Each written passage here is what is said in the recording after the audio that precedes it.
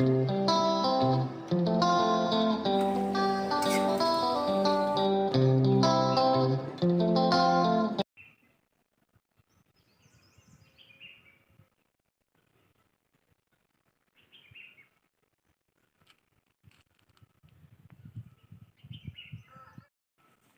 good morning. Welcome back to the channel.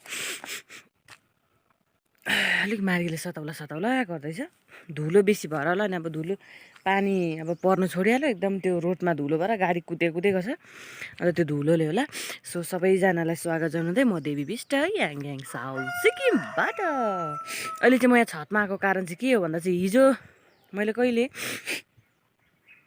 होइन, अस्तिको दिन बिहानदेखि मैले भिडियो अपलोडमा हालेको चाहिँ मेरो दिनको 2 GB डाटा सकेर पनि, हिजो पनि सकेर पनि, आज बिहानसम्म पनि भिडियो चाहिँ अपलोड भइसकेको थिएन। यो चाहिँ अचम्मै लोदरको कुरा हो।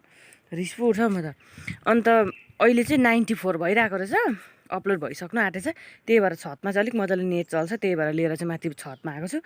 उठेर ब्रस गरेँ, मुख धोएँ, त्यहाँदेखि डाइरेक्ट यहाँ आएको। 7:30 भइरहेछ अहिले चाहिँ। म आएको लगभग 10-15 मिनट जति भइसक्यो। सो अब यो भिडियो अपलोड भइसकेपछि चाहिँ तल गएर चियासा खानुपर्छ। त्यहाँदेखि अब त्यही त हो नि, स्कुल लागेको छ, खाजासाजा बनाउनु पर्ने, के गर्नुपर्ने, आलु उसिन्नु पर्ने, अब त्यो सबै कामहरू गर्नुपर्छ। सो भिडियोलाई अन्तसम्म हेरेर साथ दिनु होला। नयाँ हुनुहुन्छ भने च्यानललाई सब्सक्राइब गरेर नोटिफिकेसन बेललाई प्रेस गरेर चाहिँ टिङ टिङ टिङ टिङ घन्टी बजाइदिनु होला। सो अहिलेलाई चाहिँ यति नै। फेरि तपाईँहरूसँग म एकछिनपछि भेट्नेछु। दादा चाहिँ यहाँ टाइपोको लागि किमा रेडी गरिदिनु हुँदैछ। यहाँ चाहिँ टाइपोको लागि डोरे ए ल आउ थर आइज जा लु जा।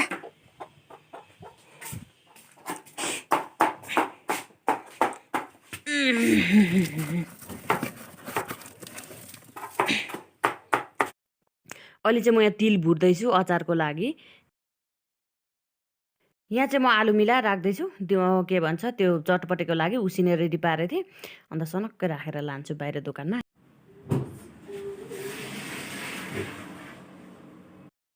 अहिले चाहिँ दादाले किमाहरू गरिसकेर चाहिँ गाजरहरू सबै प्याज लगाएर चाहिँ किमा रेडी गरिदिनु हुँदैछ। कोही बेला चाहिँ म आफै गर्छु, म नभ्याउँदाखेरि चाहिँ दादाले गरिदिनुहुन्छ। अन्त अहिले चाहिँ दादाले गर्नुहुँदै थियो। अन्त म चाहिँ फेरि कुनै किलिनु आएको थिएँ, फेरि ठिक्कै किमा मुस्नु हुँदो रहेछ र मैले यहाँनिर अलिकति भिडियो निकालेँ। अहिले चाहिँ म यहाँ चिया बनाउँदैछु। उतापट्टि बिल्डिङमा काम गर्ने दाजुहरूले चिया बनाइदिनु भन्नुभयो। दुध कम्ती छ भन्दा पनि कालो कालो भए पनि हुन्छ भन्नुभयो। त्यही पछि म चाहिँ यहाँनिर अहिले चिया रेडी गर्छु। दुध हेर्नु कस्तो दामी दुध आउँछ, तर मजाले लाग्छ। अन्त यो तरबाट चाहिँ हामी घिउ पनि निकाल्छौँ। अहिले चाहिँ यहाँ मैले टाइपो राखिरहेको छु पाक्नुको लागि। अन्त पाक्दैछ यहाँनिर। अन्त यहाँ त किमा अझै यति उब्रिएछ, अझै बनाउँछ यो अचार। आज चाहिँ मलाई पनि टाइपो खानु मन पर्यो। एउटा चाहिँ मैले जबरजस्ती भए पनि खाइदिएँ।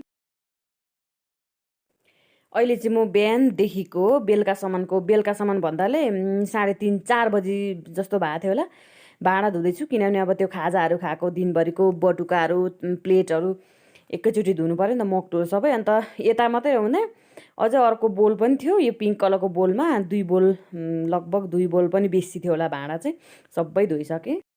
सधैँ चाहिँ म भाँडा बाहिरै थन्क्याउने गर्छु, दोकानको चाहिँ त्यो मक्टुहरू चाहिँ। तर आज चाहिँ मैले धोएर भित्र राखेँ, किनभने अब शनिबार आइतबार छुट्टी छ, त्यही भएर खाजा बनाउनु पर्दैन। सो मैले यतै भित्रै राख्नु पऱ्यो भनेर भित्रै थन्काएँ, नत्र चाहिँ बाहिरै राख्छु, बाहिरै चलाउनु सजिलो हुन्छ नि त। यहाँ चाहिँ अहिले म सब्जीहरू थन्काउँदैछु। दादा बारी जानु भएको थियो, डुकु ल्याउनु भएछ, प्याजको पत्ता, लसुनको पत्ता, मटर अलिकति, अन्त सबै सब्जीहरू ल्याउनु भएको रहेछ। अन्त यसलाई चाहिँ म थन्काउँदैछु। फ्रिजमा हालेर सनक्कै राखिन्छ, अन्त खानुपर्छ, किनभने आफ्नै बारीमा फलेको सागसब्जी हो, मजाले खानु पऱ्यो नि। यहाँ चाहिँ दादाले 2 केजी हो कि 2.5 केजी कति कोपी ल्याउनु भएको थियो। फुलकोपी मैले ल्याउनु लगाएको थिएँ। दादाले त्यति सब्जी मन पराउनु हुँदैन, त्यति भन्नाले खासै चाहिँ खानु हुँदैन। अब करले मात्रै खानुहुन्छ। मलाई त मिठै लाग्छ, आलु कोपी अब मटर सटरहरू सबै मिक्स गरेर खाँदा मिठो हुन्छ।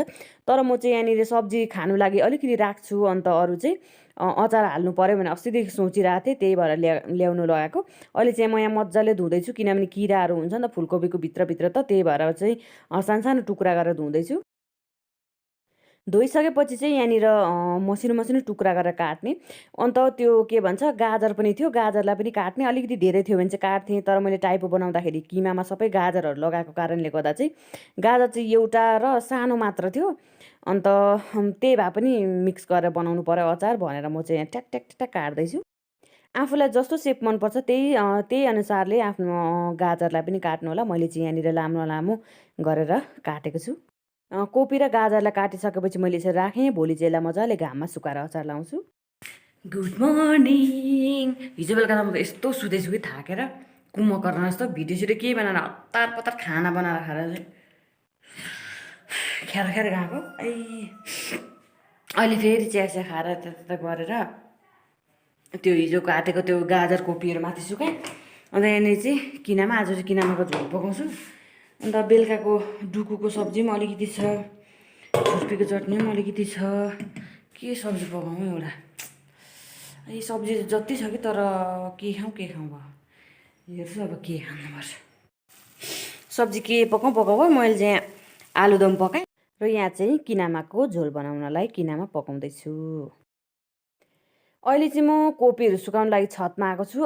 एक घाम मजाले घाम लाग्यो भने त एकै घाममा ओइलिहाल्छ, तर घाम लागेन भने चाहिँ 2 घाम चाहिँ सुकाउनु पर्ला जस्तो लाग्दैछ।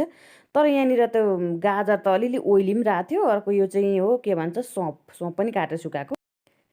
यहाँ अहिले म चाहिँ कुसन कभर चेन्ज नगरेको पनि थुप्रो दिन भएको थियो। अन्त आज चाहिँ मैले सोचेर पनि कुसन कभर चेन्ज गर्नु पऱ्यो भनेर यहाँ चेन्ज गर्दैछु।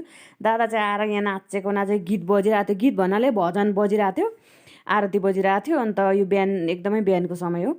आएर नाचेको दिक्क लाउनु हुँदै थियो। अन्त म चाहिँ फटाफटी चेन्ज गर्दैछु। चेन्ज गरेर धुनु पनि छ।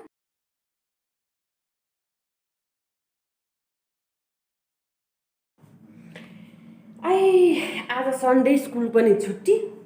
अन्त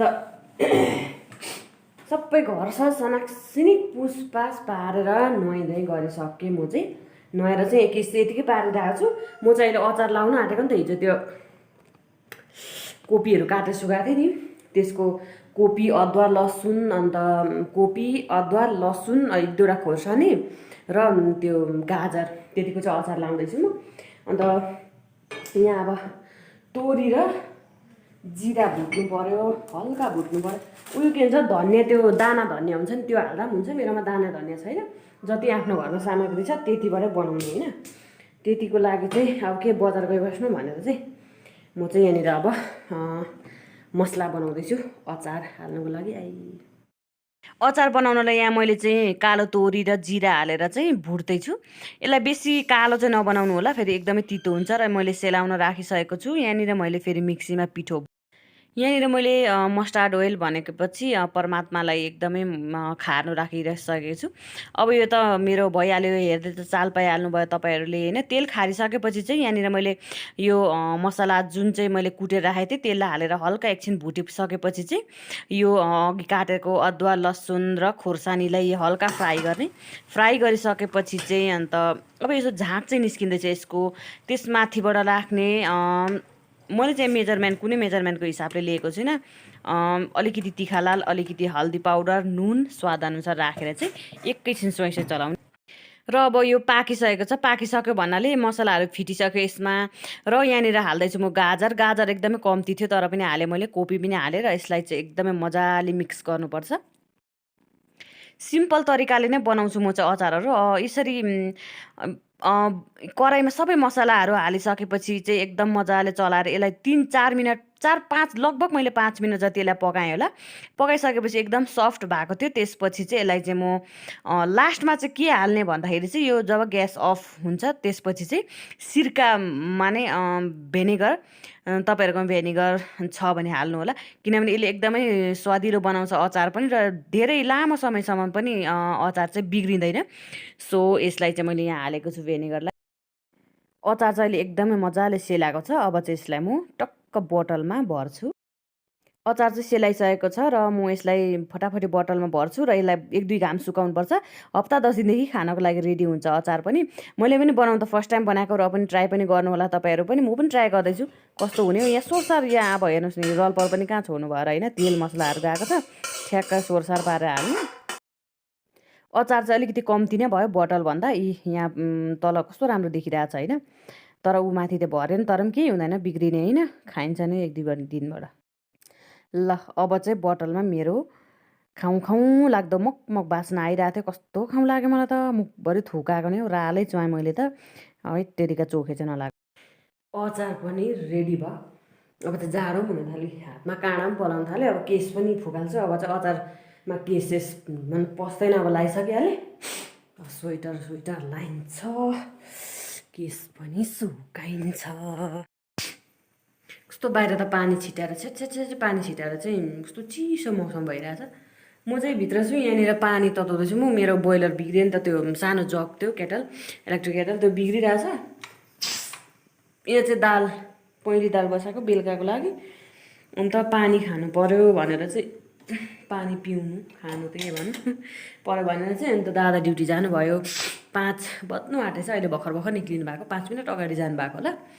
अन्त अब के गर्नु, अब काम सकिहाल्यो। अब चाहिँ काम सकेन, खास गरी हो भने चाहिँ मैले पोल्नुपर्ने थियो पानीपुरी चाहिँ त्यो मगाएको थिएँ, तर सबै फुटेर क्या ट्याक ट्याक ट्याक फुटेको रहेछ। अन्त फुटेपछि फुलिँदैन, सबै बिग्रिने हो।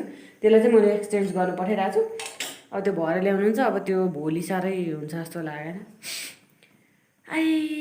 सो मेरो अचारवाला ब्लग पनि यहीँ एन्ड गर्न चाहन्छु। फेरि अर्को भिडियोमा भेट्नेछु सबैजनालाई। Good night. अहिले नै गुड नाइट, 5 बज्दैछ। अहिले भरे भन्न पाउँदिनँ, सो अहिले नै गुड नाइट भनेछु। बाई बाई सबैजनालाई, टेक केयर एभ्रीबडी।